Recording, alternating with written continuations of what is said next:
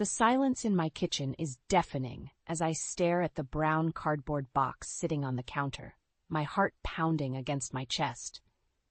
It's been 3 days since I mustered up the courage to open the package that arrived unexpectedly, and I still can't wrap my mind around its contents. Inside was a leather-bound diary and a small digital voice recorder, both belonging to my daughter Leela. But that's not what has my stomach in knots and my thoughts spiraling out of control. It's the note that accompanied them, written in Lila's unmistakable handwriting. Mom, if you're reading this, it means I'm gone. I'm sorry for leaving you like this, but I couldn't bear the pain any longer. The truth about my life and my marriage is within these pages and recordings. I hope they bring you the closure I couldn't find. Love always, Leela. Gone? What does she mean? Gone? My beautiful, vibrant daughter, who had her whole life ahead of her, couldn't possibly be. I shake my head, trying to dislodge the thought. No, there has to be some mistake. Lila would never. But even as I try to deny it, deep down, I know it's true.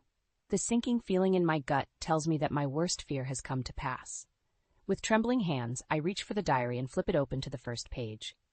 As I begin to read, Lila's voice fills my head, as if she's standing right beside me, whispering her secrets. I don't know how much longer I can keep up this facade. Derek, the man I thought I knew, the man I married, he's not who I thought he was. He's controlling, manipulative, and I fear he's involved in something sinister. I'm scared, Mom. I don't know what to do or who to turn to. My vision blurs with tears as I continue reading, each page revealing a new layer of my daughter's hidden torment. The man she loved, the man I welcomed into our family, is nothing but a monster in disguise. As I reach the final entry, dated just 2 weeks ago, my heart shatters into a million pieces. I can't take it anymore. The constant fear, the isolation, the pain. It's too much. I've tried to be strong, but I'm at my breaking point. I'm sorry, Mom. I love you, and I hope someday you can forgive me. A gut-wrenching sob escapes my throat as the reality of what I've just read sinks in. My daughter, my precious Lila, took her own life to escape the hell her husband put her through. Anger, white-hot and all-consuming, surges through my veins. Derek, that bastard, drove my daughter to this.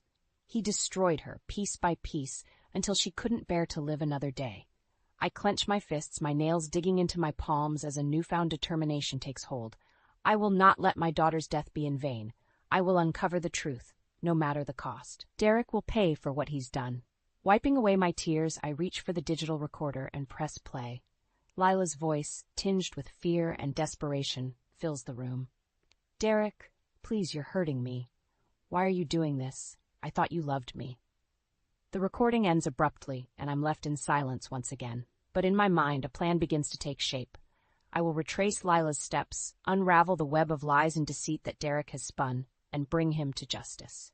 I owe it to my daughter, to the memory of the beautiful, loving soul she was. I will not rest until the truth is exposed and Derek faces the consequences of his actions.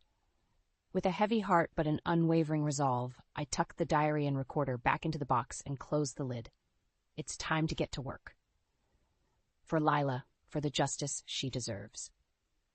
The sun is barely peeking through the curtains when I find myself hunched over my laptop, a steaming mug of coffee beside me.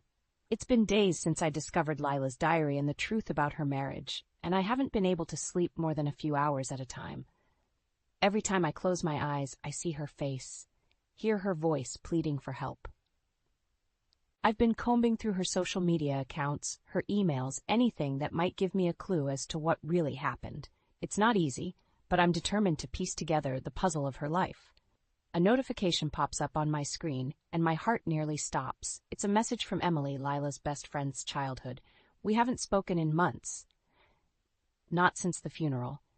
Marion, I know it's been a while, but I need to talk to you. It's about Leela. Can we meet? My fingers tremble as I type out a response, agreeing to meet her at a nearby cafe. I grab my coat and keys, my mind racing with questions. An hour later, I'm sitting across from Emily, her eyes red-rimmed and her hands clutching a cup of tea. She takes a deep breath before speaking. Marion, there's something you need to know about Derek. He was horrible to Lila at work. He was her supervisor, but he used his position to control her, to make her life miserable. I feel my stomach drop, my worst fears confirmed. What do you mean? What did he do? Emily's voice shakes as she recounts the stories Lila told her. The constant criticism, the belittling remarks, the threats to her career if she didn't comply with his demands. It's a nightmare come to life. She was so scared, Marian, she didn't know what to do. He had so much power over her, and she felt trapped. I tried to convince her to leave him, to report him to HR, but she was terrified of what he might do. Tears stream down my face as I listen, my heart breaking for my daughter. How could I not have seen it? How could I have let this happen? Emily reaches across the table and takes my hand. There's more. I think Derek was involved in something illegal at work. Lila overheard him talking on the phone one night, something about money laundering and offshore accounts. She was going to go to the authorities, but then she trails off, unable to finish the sentence. We both know how the story ends. I take a deep breath, my mind reeling with this new information. Derek wasn't just a monster at home, he was a criminal, and he drove my daughter to take her own life. I thank Emily for her courage in coming forward, and promise to keep her updated on my investigation. As I leave the cafe, I feel a renewed sense of purpose. I will not rest until I have exposed Derek for the vile creature he is. My next stop is Lila's former workplace. I know it's a long shot, but I have to try. I approach the receptionist, my heart pounding in my chest. I'm here to see Derek Voss. It's urgent. The receptionist gives me a wary look but nods and picks up the phone. A few moments later, she hangs up and turns to me. I'm sorry, but Mr. Voss is not available. He's in a meeting. I lean in closer, my voice low and insistent. Please, it's about his wife. I'm her mother, and I need to speak with him. It can't wait. The receptionist hesitates for a moment before nodding and picking up the phone again. I wait, my palms sweating and my stomach in knots. Finally, she hangs up and turns to me. He'll see you now. His office is down the hall, last door on the right. I take a deep breath and make my way down the hall, my heart racing with every step. I have no idea what I'm going to say to him, but I know I have to confront him. For Lila, for the truth. I reach for the door handle, my hand shaking. This is it, the moment of truth. I take one last deep breath and turn the handle, stepping into the lion's den.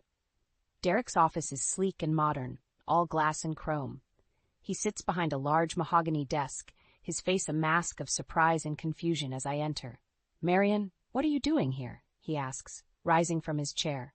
I don't bother with pleasantries. I know what you did to Lila. I know about the harassment, the threats, and I know about your illegal activities. His eyes widen for a moment before he regains his composure. I don't know what you're talking about. Lila and I had our problems, but I loved her. I would never hurt her. I slam my hands on the desk, leaning forward until I'm inches from his face. Don't lie to me, Derek. I have proof. Emails, recordings, witness statements. You made her life a living hell, and you drove her to take her own life. He steps back, his hands raised in a gesture of surrender. Marian, please, let's talk about this rationally. I know you're grieving, but you're not thinking clearly. I let out a humorless laugh. Oh, I'm thinking very clearly. For the first time in months, I see you for exactly what you are, a monster. He shakes his head, his expression one of pity.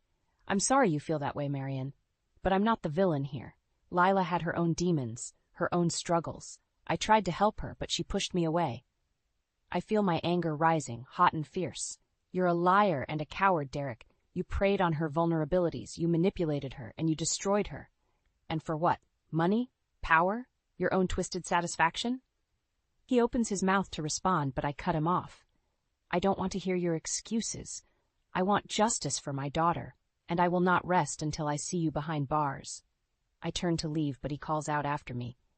Marian, wait, let's talk about this. We can work something out. I pause at the door, my hand on the handle. There's nothing to work out, Derek. You're going to pay for what you did to Lila, one way or another. I walk out of his office, my heart racing and my mind reeling. I know I'm in over my head, that Derek is a powerful man with connections and resources, but I also know that I can't do this alone. That's when I remember Jonah, Lila's old friend from law school. He was always the level-headed one, the voice of reason. If anyone can help me navigate this legal minefield, it's him. I pull out my phone and dial his number, my fingers shaking slightly. He answers on the second ring. Marion, hi. What's going on? I take a deep breath, trying to steady my voice. Jonah, I need your help. It's about Lila and Derek. There's a pause on the other end of the line. What about them? I close my eyes, fighting back the tears. Derek killed her, Jonah. Maybe not with his own hands, but he drove her to it. He harassed her, threatened her, made her life a living hell, and I have proof. Another pause, longer this time. Okay, Marion, I'm listening. Tell me everything. And so I do. I pour out the whole sordid story, from the diary to the recordings to my confrontation with Derek. By the time I'm finished, I'm emotionally drained, but more determined than ever. I need your help, Jonah. I can't do this alone. Derek is too powerful, too connected, but with your legal expertise and my evidence, we can bring him down. We can get justice for Lila. Jonah is silent for a long moment, and I hold my breath, waiting for his response. I'm in, Marion. Let's nail this bastard to the wall. I feel a rush of relief and gratitude. With Jonah on my side, I know we can do this. We can make Derek pay for what he did to my daughter. Thank you, Jonah. Thank you for believing in me, for fighting for Lila. Of course, Marion. She was my friend too, and no one deserves what happened to her. We'll make this right. I promise. I hang up the phone, feeling a renewed sense of purpose and determination. Derek may think he's untouchable, but he's about to learn the hard way that a mother's love knows no bounds, and when it comes to my daughter, I will move heaven and earth to get justice. The next few days are a blur of activity. Jonah and I meet up to go over the evidence I've gathered, poring over emails and listening to the recordings Lila left behind. It's painful, reliving her trauma, but I know it's necessary if we want to bring Derek to justice. We need more, Jonah says, rubbing his eyes. This is a good start, but it's not enough to take him down. We need concrete proof of his illegal activities at work. I nod, my mind racing. What about surveillance? If we can catch him in the act, that would be hard to deny. So Jonah considers this for a moment. It's risky, but it might be our best shot. I know a guy who can set us up with some discreet cameras and microphones. We'll have to be careful, though. If Derek catches on, it could all fall apart. I take a deep breath, steeling myself. I'm willing to take that risk, for Lila. And so we put our plan into motion. Jonah's contact comes through with the surveillance equipment, and we spend hours strategizing on how to plant it in Derek's office without getting caught. Finally, the day arrives. I walk into Derek's workplace, my heart pounding in my chest. I know I only have a small window of time to get in and out before he returns from his lunch meeting. I make my way to his office, trying to look as inconspicuous as possible. The door is locked, but I came prepared. With shaking hands, I pull out the lock-picking kit Jonah gave me and get to work. It takes longer than I anticipated, and I can feel the sweat beading on my forehead. But finally, I hear the click of the lock, and the door swings open. I move quickly, placing the cameras and microphones in strategic locations around the room. I'm just about to leave when I hear voices in the hallway. My heart stops. It's Derek, and he's heading this way. I look around frantically, trying to find a place to hide. There's a small supply closet in the corner, and I rush over to it, slipping inside just as the door to the office opens. I hold my breath, trying to slow my racing heart. I can hear Derek talking on the phone, his voice muffled through the closet door. I told you I'll have the money by the end of the week. No, I don't care how you get it. Just make it happen. There's a pause, and then he speaks again, his tone more menacing. Listen, I've got a lot riding on this deal. If it falls through, there will be consequences, and trust me, you don't want to know what those consequences are. I feel a chill run down my spine. This is it. This is the proof we need. I wait until I hear Derek leave before I emerge from the closet, my legs shaking. I quickly finish placing the last of the surveillance equipment and then slip out of the office, my heart still racing. I meet up with Jonah back at his place, and we quickly download the footage from the cameras. What we see is damning. Derek, meeting with shady characters, discussing large sums of money and offshore accounts. It's all there, in black and white. We got him, Jonah says, a grim smile on his face. This is enough to put him away for a long time. But as we're going through the footage, we stumble upon something else. A conversation between Derek and one of his associates, discussing his plans to flee the country. I've got a private jet lined up, Derek says. I'll be gone before anyone even knows what happened. My blood runs cold. If Derek gets away, all of this will have been for nothing. We'll never get justice for Lila. We have to move fast, I say, my voice shaking. We can't let him escape. Jonah nods, his expression serious. I'll make some calls, see if we can get the authorities involved. But Marion, you need to be prepared. Once we go down this road, there's no turning back. I take a deep breath, my resolve hardening. I'm ready. Let's take this bastard down. The next morning, I wake up with a sense of urgency. We need to act fast if we want to catch Derek before he disappears. I call up some of my late husband's old contacts in law enforcement, hoping they can help us track Derek's movements without tipping him off. To my relief, they agree to help. They promise to keep an eye on his bank accounts and travel plans, and to let us know if he makes any suspicious moves. With that taken care of, Jonah and I turn our attention to the upcoming industry conference. It's the perfect opportunity to expose Derek in front of his colleagues and the media. We spend the next few days preparing, gathering all the evidence we have, and putting together a solid case. It's exhausting work, but I feel a sense of purpose that I haven't felt in months. Finally, the day of the conference arrives. Jonah and I arrive early, scoping out the venue and setting up our equipment. We've arranged for a small press conference in one of the side rooms, where we plan to present our evidence to a select group of journalists. As the day goes on, I keep a close eye on Derek. He's schmoozing with his colleagues, acting like he doesn't have a care in the world. It makes my blood boil, knowing what he's done. Finally, it's time for our press conference. Jonah and I take the stage, our hearts pounding. I take a deep breath and begin to speak. Thank you all for coming. My name is Marion Fraser, and I'm here today to expose a criminal hiding in plain sight. I see Derek's face in the crowd, his expression one of confusion and anger. But I don't let it faze me. I press on, laying out the evidence we've gathered piece by piece. The emails, the recordings, the surveillance footage, it's all there, painting a damning picture of a man who thought he was above the law. As I speak, I see the journalists' faces change from skepticism to shock to outrage. They scribble furiously in their notebooks, their cameras flashing. And then, just as I'm about to wrap up, Derek stands up and starts shouting, "This is ridiculous. These accusations are completely baseless. I'm an honest businessman, and I won't stand for this slander." But even as he speaks, I can see the panic in his eyes. He knows we have him cornered. Jonah steps forward, his voice calm but firm. "Mr. Voss, we have evidence that you've been involved in financial fraud and workplace harassment. We also have reason to believe that you're planning to flee the country to avoid prosecution." Derek's face goes white. He looks around wildly, as if searching for an escape route. But it's too late. The doors to the room burst open, and a team of law enforcement officers rush in. They surround Derek, their guns drawn. "Derek Voss, you're under arrest for embezzlement, fraud, and harassment. You have the right to remain silent." As they read him his rights, I feel a sense of relief wash over me. It's over. We did it. The journalists are in a frenzy, shouting questions and snapping photos, but I tune them out, focusing on the sight of Derek being led away in handcuffs. Jonah puts a hand on my shoulder, squeezing gently. "You did it, Marion. You got justice for Lila." I nod, tears welling up in my eyes. I just wish she was here to see it. As we leave the conference room, I feel a sense of exhaustion and elation. It's been a long, hard road, but we finally made it to the end.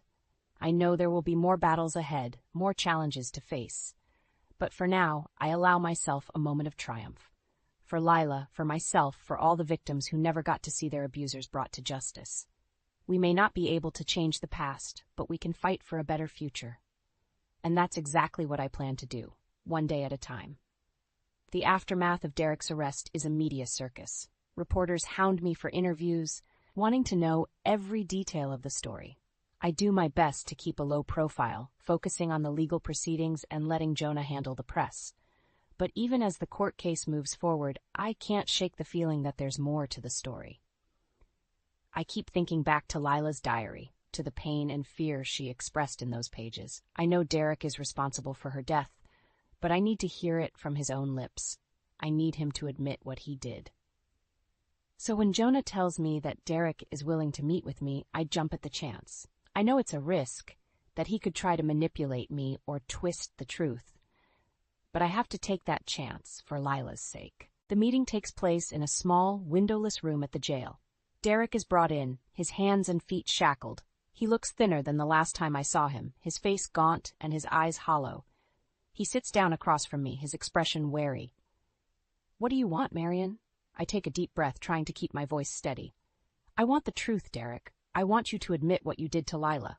He scoffs, shaking his head. "I already told you I didn't do anything. Lila was troubled. Sincere. She had her own issues. I tried to help her, but she wouldn't let me." I feel my anger rising, hot and fierce. "Don't give me that bullshit, Derek. I know what you did. I have proof. You harassed her, you threatened her, you made her life a living hell." He leans back in his chair, a smirk playing at the corners of his mouth. "You don't know anything, Marion. You think you have it all figured out, but you don't. Lila was weak. She couldn't handle the pressure. That's not my fault." I slam my hand down on the table, making him flinch. "Shut up. Just shut up and listen to me. Lila was not weak. She was strong and brave, and she deserved so much better than you. You broke her, Derek. You broke her spirit and her heart, and you drove her to take her own life." I see a flicker of something in his eyes, a hint of remorse or guilt.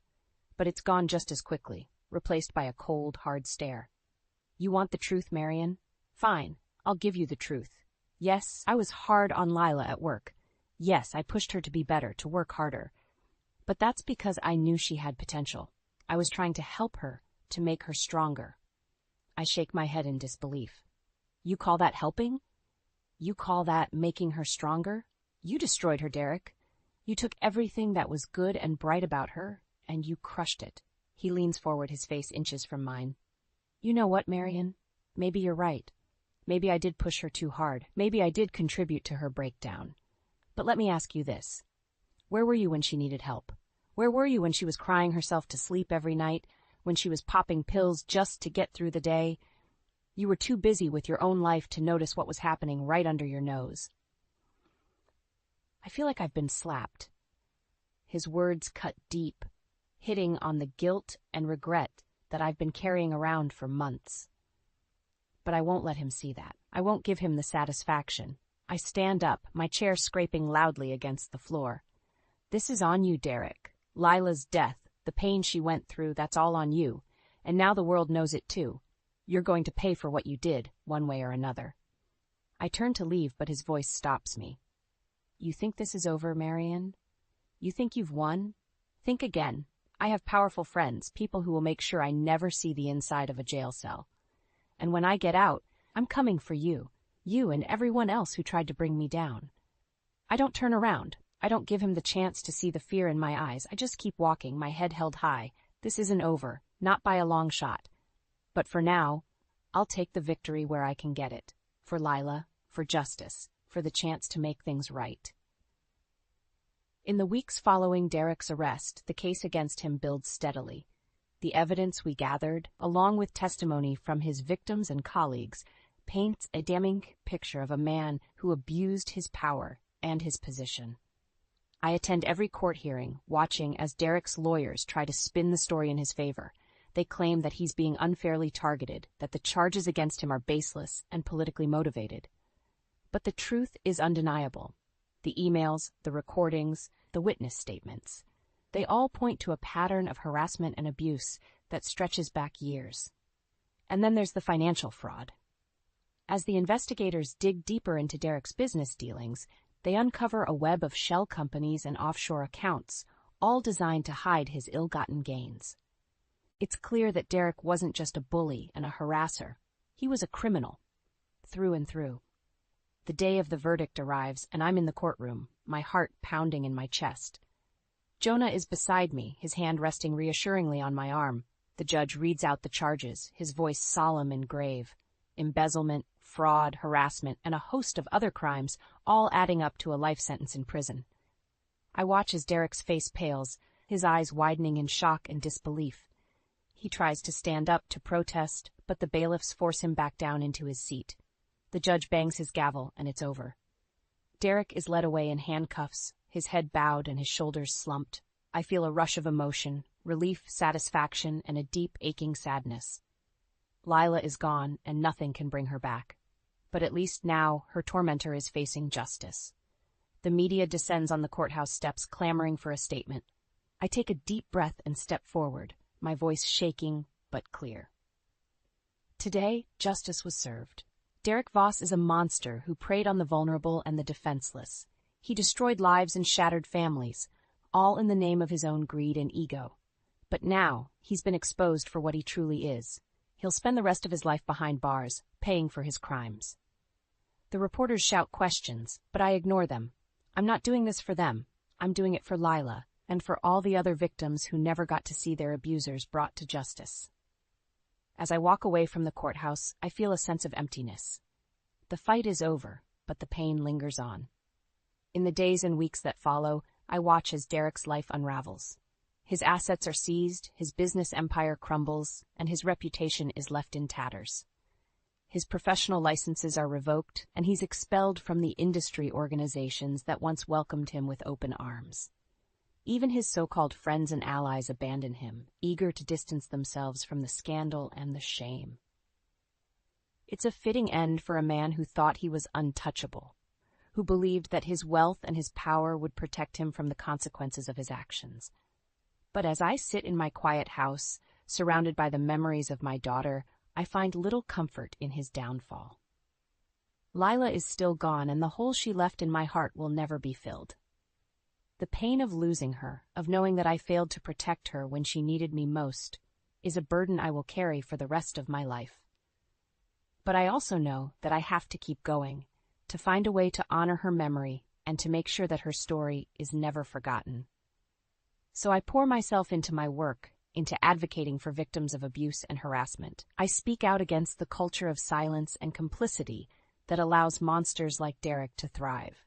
And every day, I wake up and I keep fighting. For Lila, for myself, and for all the other daughters and mothers and sisters out there who are still waiting for justice. It's not easy, and there are days when the pain and the grief threaten to overwhelm me. But I know that I have to keep going, to keep pushing forward, because that's what Lila would have wanted. And that's the only way I know how to honor her memory. The months after Derek's conviction are a blur of activity. There are interviews to give, speeches to make, and a never-ending stream of people who want to hear Lila's story. It's exhausting, but it's also strangely cathartic. Every time I tell her story, I feel like I'm keeping her memory alive, like I'm giving voice to the pain and the suffering that she endured. But I know that I can't keep going like this forever. I need to find a way to channel my grief and my anger into something productive, something that will make a real difference in the world. That's when I decide to start the Lila Fraser Foundation, a nonprofit organization dedicated to supporting victims of workplace harassment and abuse. I pour all of my energy into getting the foundation off the ground, working long hours, and tapping into every resource and contact I have. It's not easy, but slowly, surely, things start to take shape. We launch a website and a hotline offering support and resources to anyone who needs them. We partner with law firms and advocacy groups working to change the laws and the culture that allow abuse to flourish in the workplace. And we tell stories of survivors, of heroes, of ordinary people who found the courage to stand up and speak out against their abusers. It's hard work, but it's also incredibly rewarding. Every time I hear from someone who says that the foundation has helped them, that they feel seen and heard and supported, I know that I'm doing something meaningful. But the real test comes when we organize our first big event, a community gathering to raise awareness about workplace harassment and to honor the memory of those who have been lost to it. I'm nervous as I step up to the podium, my hands shaking and my heart pounding in my chest.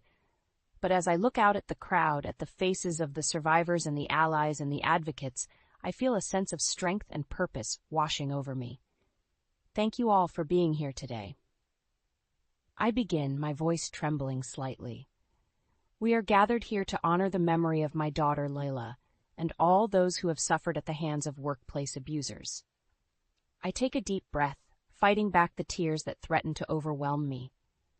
Leela was a bright, beautiful young woman with her whole life ahead of her, but that life was cut short by a man who saw her as nothing more than an object to be used and discarded.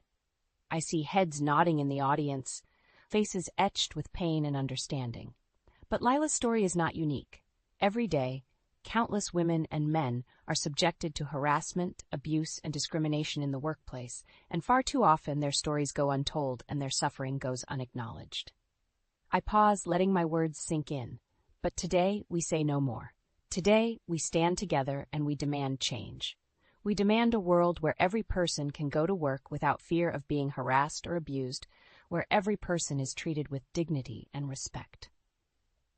The crowd erupts in applause, and I feel a surge of energy coursing through me.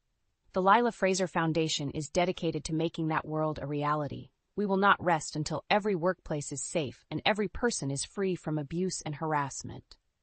I look out at the sea of faces, at the survivors and the allies and the advocates, and I feel a sense of hope and determination washing over me. Together, we can create a world where no one has to suffer in silence, where no one has to live in fear. Together, we can build a better future for all of us. As I step down from the podium, I'm surrounded by people who want to share their stories, who want to offer their support and their solidarity. And in that moment, I realize that this is what Lila's legacy will be.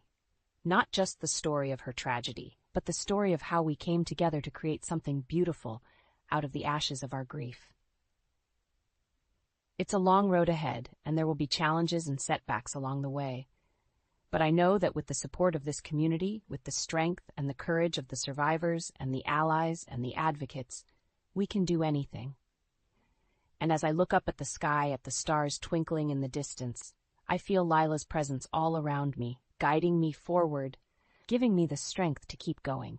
"I love you, baby girl," I whisper, my heart full of grief and love and hope. And I promise I will never stop fighting for you.